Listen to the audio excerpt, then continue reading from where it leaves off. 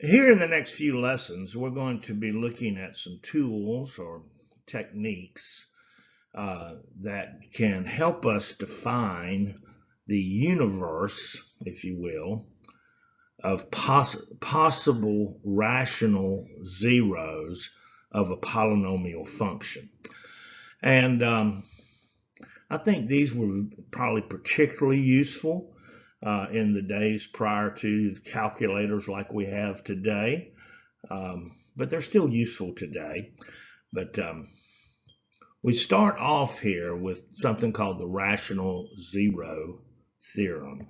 Now, the rational zeros theorem states that all the possible rational zeros of a polynomial function can be expressed by P over Q, where P is all the factors of the constant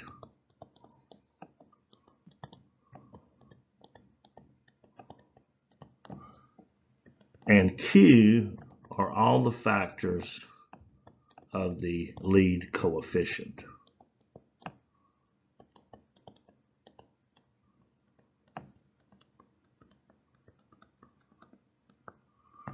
All right, so here we start off, says list all the possible rational zeros for each function.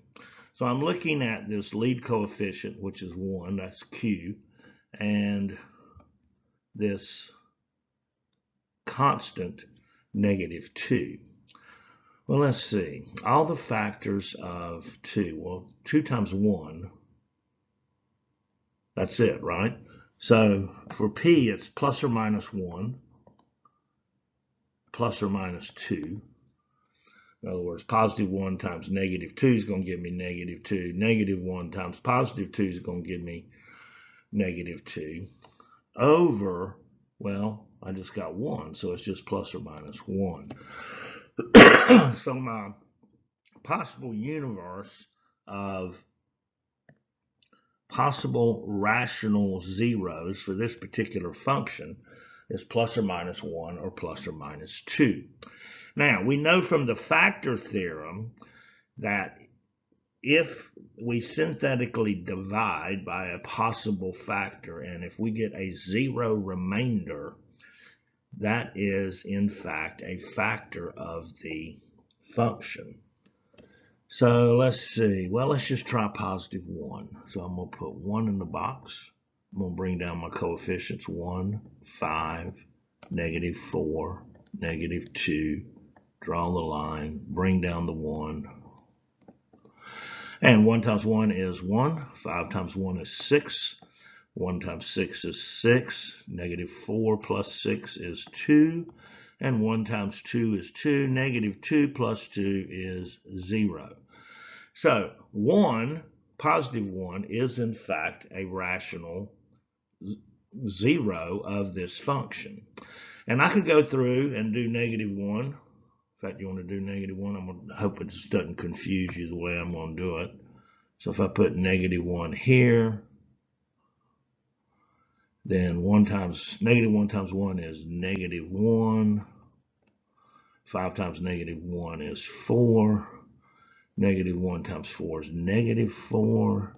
That would be -8. And that'd be +8. And I'd have a remainder of 6. So -1 is not a factor. But really, if I really look close at what's in white here, that depressed polynomial is x squared plus 6x plus 2. And the only way that I could see, because I can't find two numbers that are going to multiply to 2 and add to 6, I'd have to use the quadratic formula. So I guess -b plus or minus the square root of b squared minus 4 times a, which is 1, times c, which is 2, over 2a, which is just going to be 2. So what do we have? -6 plus or minus the square root of 36 minus 8 over 2 And then that's going to equal negative 6 plus or minus square root of 28 over 2. And I'm going to have an irrational number. And I didn't have to go through all that quadratic formula. I'm just trying to prove to you that x squared plus 6x plus 2, the zeros for that are going to be irrational. And I can really kind of view that without having to go through the synthetically dividing by 2 and negative 2. I can pretty much determine right there I'm probably at the end of the road with the rational zeros just being 1. All right, let's look at another one. It's not quite as simple. All right, here we got x to the 4th plus 3x minus 7x squared plus 9x minus 30. And you can see that I actually graphed that.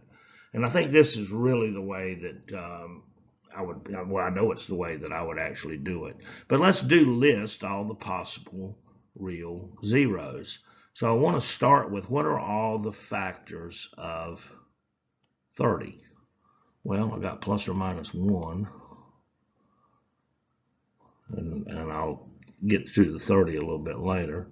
Let's see, plus or minus 2, 2 times 15, plus or minus 3, 3 times 10, plus or minus 5, plus or minus 6, plus or minus 10, 3 times 10, plus or minus 15, 2 times 15, and plus or minus 30. Those would be all the possible factors, and all of that would be over plus or minus 1, which of course just leaves me with whatever I got in the numerator. Now, where I can kind of find this to be useful is I've graphed here x to the 4th. I've graphed this, and I see what would appear to be a 0 at negative 1, negative 2, 3, 4, at negative 5, and at positive 2. And we're going to synthetically divide those. And so let's go with negative 5 first. So I got negative 5 in the box. 1, 3, negative 7, 9, negative 30. See if we get a 0 remainder. Bring down the 1. Negative 5 times 1 is negative 5. 3 times negative 5. 3 plus negative 5 is negative 2. Negative 5 times negative 2 is positive 10. Negative 7 plus 10 is 3. Negative 5 times positive 3 is negative 15. 9 minus 15 is negative 6. Negative 5 times negative 6 is, in fact, 30. And so we've proved there that 5 is one of the zeros. And my depressed polynomial right now is at x to the 3rd minus 2x squared plus 3x minus 6. Let's see, let me jot that down.